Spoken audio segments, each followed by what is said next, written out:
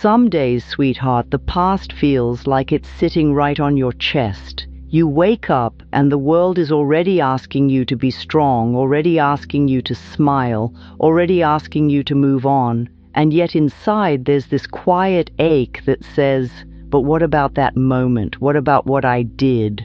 What I didn't do? What I said? What I didn't say? If you're carrying a memory like a stone in your pocket, I want you to know something right now. You are not alone. You are not strange for feeling this. You are not weak for still thinking about it. So many tender hearts live with a private loop of regret, replaying the same scene as if the mind believes it can edit the past by punishing you in the present. And I want to say this gently, with so much love. Punishment is not healing. Shame is not growth. Beating yourself up is not the same thing as becoming better. Take a slow breath with me, dear one. Right now, let your shoulders drop even a little. Let your jaw soften. You don't have to force peace. You can allow it to arrive in small pieces. I've learned something in my own journey, and I've watched it in countless lives. When you begin to forgive yourself, truly forgive yourself, life can start to respond in new ways. Not because you earned a reward by suffering, but because you finally stop blocking the good with the belief that you're unworthy of it. And when I say miracles, sweetheart, I'm not talking about a performance or a guarantee or a magic trick. I'm talking about those quiet, surprising shifts that happen when your inner world changes. A conversation goes differently. You notice an opportunity you would have missed. Your body feels a little lighter. Your sleep becomes kinder. Your mind stops attacking you for being human. Over time, with practice, your life can begin to unfold with more ease.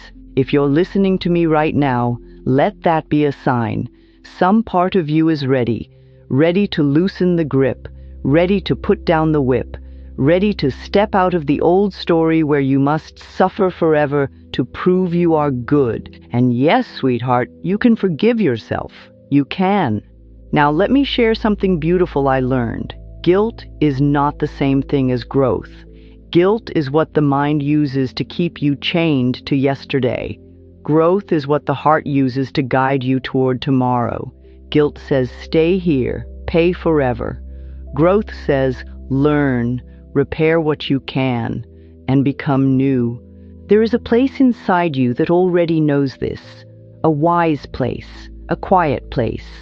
It may have been covered over by noise, by criticism, by old beliefs, but it is still there. Like a lighthouse in fog, it has been shining all along, even when you couldn't see very far. Have you ever stood near the ocean and watched the waves? They do not ask permission to come in. They do not punish the shore for being what it is. They arrive, they wash, they recede, and they return again. There is something so healing in that rhythm. We can learn from it. You can let feelings move through you without making them your identity. You can let regret rise without building a home inside it. You can let sorrow speak and still choose love. I used to believe that if I punished myself, I was being responsible. I thought, if I feel bad long enough, it proves I care. But all it did was keep me stuck. It kept me small. It kept me afraid to be seen, and it kept me from making the very changes I wanted to make. What I discovered is this.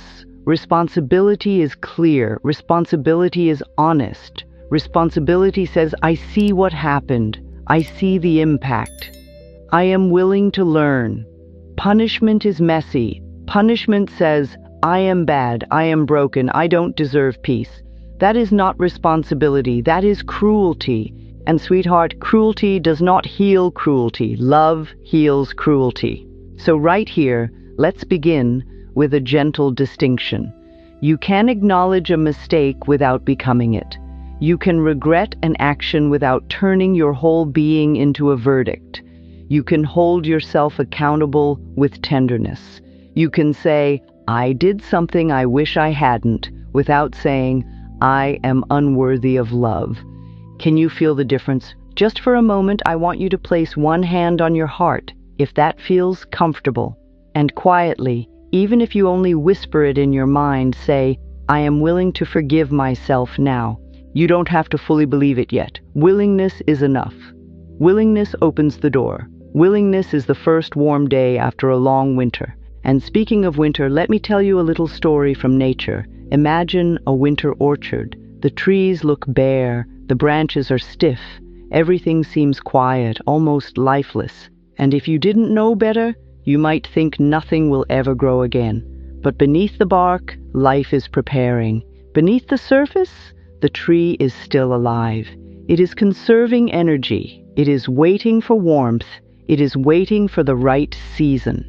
Sweetheart, if you feel bare right now, if you feel like your joy has been stripped away by regret, it does not mean you are finished. It may simply mean you are in a season of learning, and learning, when held with love, becomes wisdom. Now, there is a misunderstanding that keeps so many loving people trapped. Forgiveness is not approval. Forgiveness is not saying what happened was fine. Forgiveness is saying, I am no longer willing to poison myself with this. If you made a mistake, you can learn from it. If you hurt someone, you can repair where repair is possible. And sometimes repair includes an apology, a changed behavior, a boundary, or a new choice. But endless self-hatred does not repair anything. It only creates more pain. You might be thinking, but Louise, if I forgive myself, what if I do it again? And I want to answer that with great compassion. Forgiveness is not permission to repeat. Forgiveness is the soil where real change grows. Shame makes you hide. Shame makes you lie to yourself. Shame makes you act from fear. But when you forgive yourself, you can finally see clearly. You can finally be honest without collapsing. You can finally choose differently without needing to prove your worth with perfection. It's like cleaning a window that has been covered in dust. The dust doesn't mean the window is bad. It simply means it hasn't been washed in a while. When you wipe it, you don't scream at the glass. You don't call it names. You just clean it. Gently, patiently, and then the light comes in again. Dear one, you are not a bad window. You are a beautiful soul who may need a little cleaning from old beliefs. So let's practice a reframe together. Something you can return to whenever the mind tries to drag you back into the courtroom of the past. When the thought comes, I can't believe I did that, you can soften it into, I did the best I could with what I knew then. When the thought comes, I ruined everything, you can shift it into, I am learning, I am growing, I am becoming more loving. When the thought comes, I don't deserve good, you can gently answer, I am a human being, I deserve compassion as I learn. And yes, sweetheart, sometimes your mind will argue. It may say that's not true. And you can respond, I am not here to argue, I am here to heal. Because healing is not a debate. Healing is a choice. Now, have you noticed how the mind can replay one moment as if it is your whole identity? It takes one scene and turns it into a label. It takes one decision and turns it into a life sentence. And then it whispers, this is who you are. But you are not one moment. You are 1,000 moments. You are the time you tried. You are the time you helped. You are the time you held on. You are the time you got back up. You are also the time you fell short. Yes, but that is not the whole story. Sometimes the mind is like a harsh editor who keeps only the worst clip and deletes the rest of the film. And sweetheart, that is not an honest movie.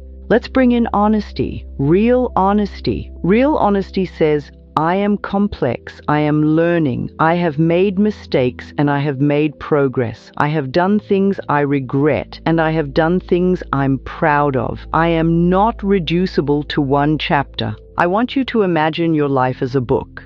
If you open to one painful page and decide the entire book is ruined, you miss the chapters of growth that could come next. Forgiveness is what lets you keep writing. And now, there's another layer to this. Many of us learned very early that love must be earned. We learned that approval comes from doing it right. We learned that mistakes bring withdrawal. Withdrawal of affection, withdrawal of safety, withdrawal of belonging.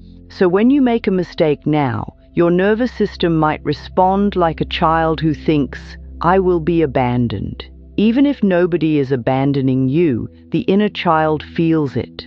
That is why self-forgiveness must be gentle, not forceful, not performative, gentle. If you've been living with self-attack, your system may not trust kindness at first. Kindness might feel suspicious. Kindness might feel unfamiliar.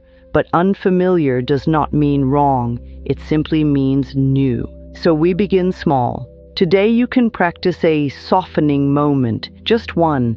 When you catch yourself judging, pause, breathe, and say, "I choose to speak to myself with love."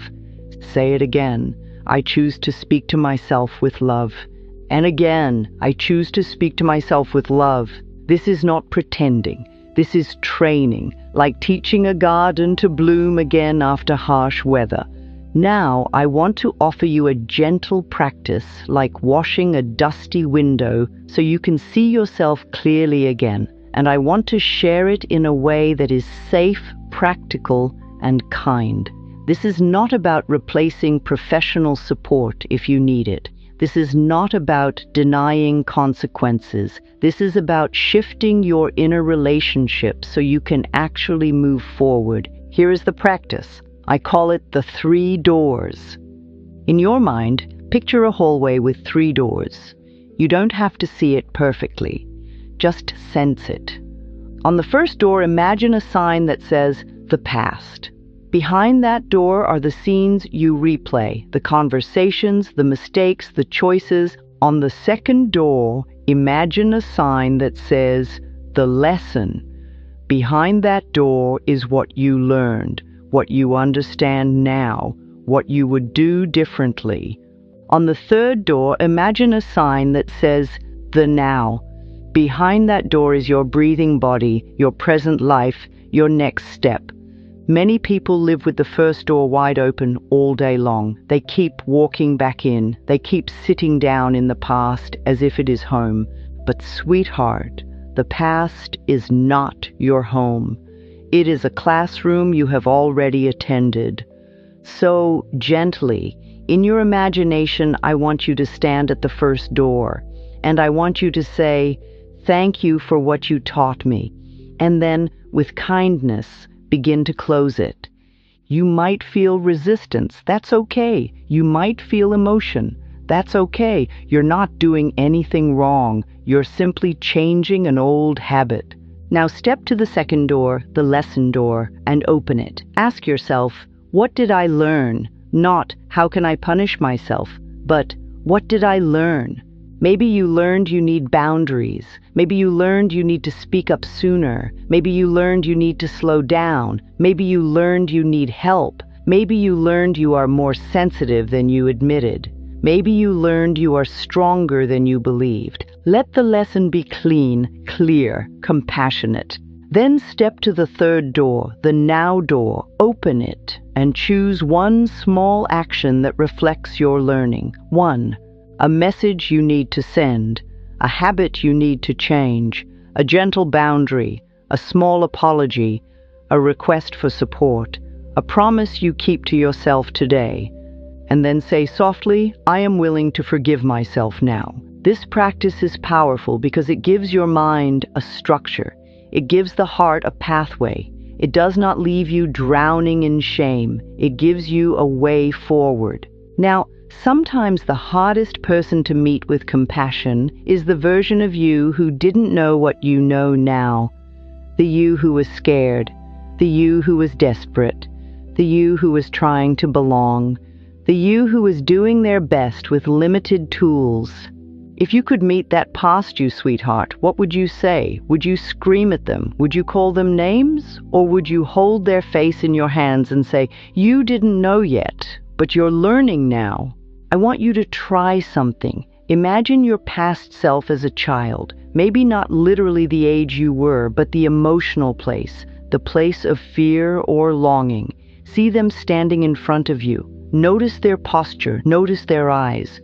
Now, very gently say to them, I'm here now. Say it again, I'm here now. And again, I'm here now. So many mistakes come from abandonment inside, not because you are evil, but because you felt alone, unseen, unworthy.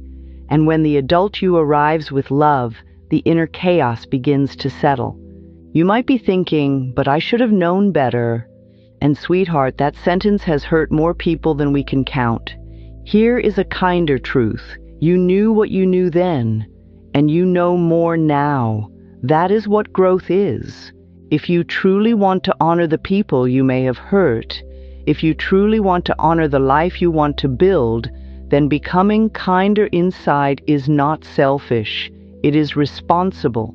Because a person who forgives themselves becomes less reactive, less defensive, more honest, more present. They can listen, they can repair, they can change. Now, let me share something I discovered in my own life. I used to carry old stories like heavy suitcases. I would drag them into new rooms, into new relationships, into new opportunities. And then I wondered why everything felt hard. I didn't realize I was traveling with luggage I didn't need anymore. And one day I imagined setting those suitcases down, just setting them down. I didn't burn them. I didn't deny they existed. I simply put them down and said, I'm tired. I am ready for lighter.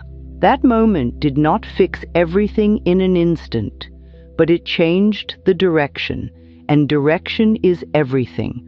So I want to give you permission, gentle soul. You are allowed to stop carrying punishment. You are allowed to choose lighter. You are allowed to forgive yourself. And here's another layer. When you stop attacking yourself, your life has room to rearrange. Think of your inner world like a home. If every room is filled with shouting, there is no space for quiet joy. If the windows are boarded up with shame, the light cannot enter. If the doors are locked by fear, love cannot visit. But when you begin to speak kindly to yourself, it's like opening a window. Just a crack at first, then a little more. The air changes. The room changes. You change. And that's when miracles can begin to unfold, not as a guarantee, but as a natural response to openness. Sometimes a miracle looks like you finally sleeping through the night. Sometimes it looks like you calling yourself by a kinder name. Sometimes it looks like you walking into a room without bracing for rejection. Sometimes it looks like you noticing you are safe, right here, right now. Sometimes it looks like making amends. Let's talk about that, sweetheart. With maturity and compassion, there are times when the most loving form of self-forgiveness includes repair, not for punishment, but for integrity. Repair might be an apology. Repair might be returning something. Repair might be changing a behavior. Repair might be stepping away from patterns that hurt you and others. Repair might be choosing help, therapy, support groups, a trusted friend, a new daily practice. And I want you to hear me clearly. Seeking support is not a failure. It is wisdom. It is courage. This video is here to comfort you and guide you, but it does not replace professional care when you need it. It is one tool, one light, one gentle hand on your shoulder. Now, if repair is possible, do it with love, not with self-hatred, not with a performance of suffering. Simply with honesty. I'm sorry. I understand more now. I am choosing differently. And if repair is not possible, if the person is gone, if the moment has passed, if you cannot reach them, then your repair becomes internal. You live differently now. You choose differently now. You become the apology through your growth. That is real. Now I want to return to the river for a moment. Imagine a river flowing over stones. At first the stones are rough, sharp edges, hard corners, but over time water polishes them, not with violence, with consistency, with gentleness, with presence. Self-forgiveness is like that. You do not have to force yourself into a perfect feeling today. You simply keep letting love flow over the harsh places. Each time you choose a kinder thought, you are like water over stone. Each time you interrupt self-attack, you are like water over stone. Each time you say, I am learning, you are like water over stone. And over time, sweetheart, the edges soften. Now, some of you are carrying a particular kind of pain, the pain of believing you should have known, the pain of believing you ruined everything, the pain of believing you don't deserve joy because you made a wrong turn. So let's speak directly to those beliefs. And if you are breathing, you are allowed to begin again. If you are listening, you are already changing. If you are willing, you are already healing. And I want you to notice something. Your desire to forgive yourself is proof that your heart is good. A truly uncaring person does not ache for healing. Your tenderness is not evidence of failure. It is evidence of love. Now I invite you into a simple moment right here. Close your eyes if it's safe. If not, soften your gaze. Breathe in slowly, and as you exhale, imagine releasing one tight thought. Breathe in again, and as you exhale, imagine opening one small space for compassion. Now, say softly, I am willing to forgive myself now. Let that sentence be a candle in the dark. It does not have to flood the whole room with light. A candle is enough to begin. Now, let's talk about what forgiveness actually feels like in daily life, because many people think it should feel like a sudden wave of relief. Sometimes it does, often it doesn't. Often it begins as a quiet choice that you repeat. Forgiveness might look like this. You remember the past, and instead of spiraling, you pause and breathe. Forgiveness might look like this. You catch yourself saying, I'm so stupid, and you replace it with, I'm learning. Forgiveness might look like this. You stop retelling the same shame story to yourself. Forgiveness might look like this. You allow yourself to receive love without needing to confess and apologize for existing. Forgiveness might look like this. You forgive yourself in layers, like peeling an onion, like thawing an orchard. Yes, the orchard again. In the winter orchard, the thaw does not happen in one dramatic moment. It happens in a series of warmer days. The sunlight touches the bark. The sap begins to move. The tree remembers how to live. Sweetheart, you can remember how to live. And now I want to address something very important. The fear that if you forgive yourself, you will lose your motivation to improve. That belief is very common. Many people think harshness is necessary to change. But harshness usually creates fear, and fear creates hiding, and hiding creates repetition. Love creates honesty. Honesty creates choice. Choice creates change. So the question is not, how hard can I punish myself? The question is, how deeply can I love myself into becoming better?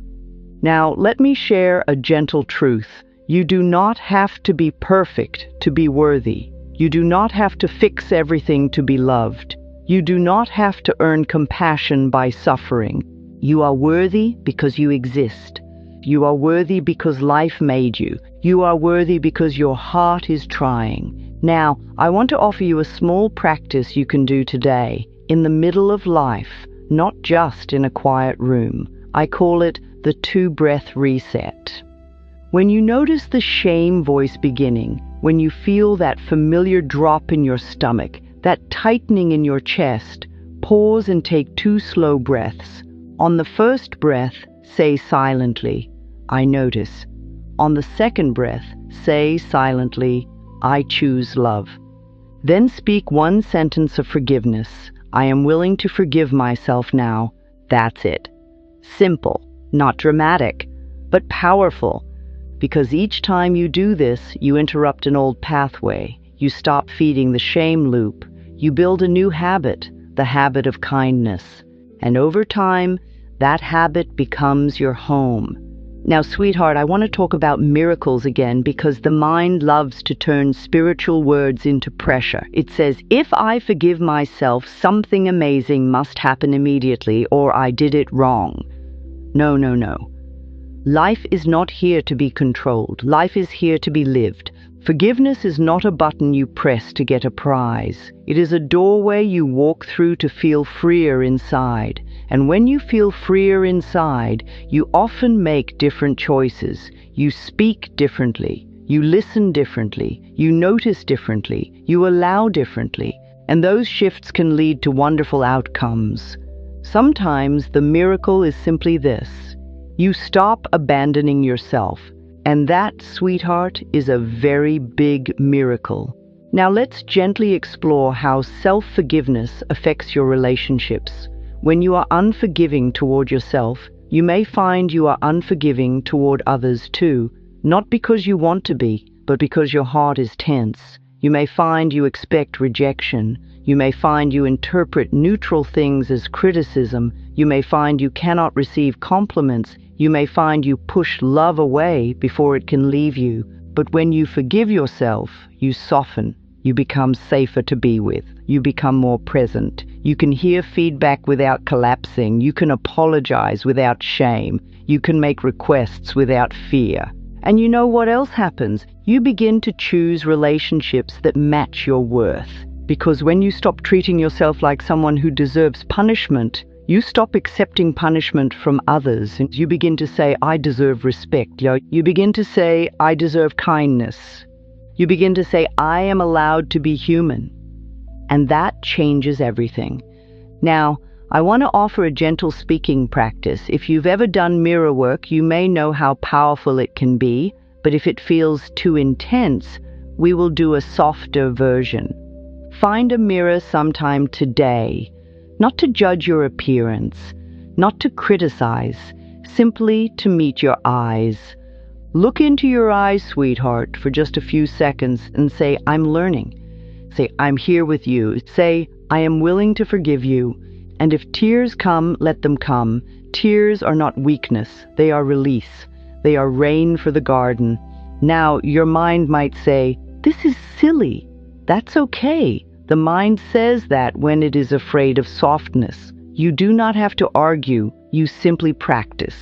Because practice is how you become new. Now let's go even deeper. Some of you are not only forgiving yourself for one event, you are forgiving yourself for a lifetime of patterns, for not speaking up, for choosing the wrong people, for staying too long, for leaving too soon, for being too hard on yourself, for not listening to your body, for ignoring your intuition.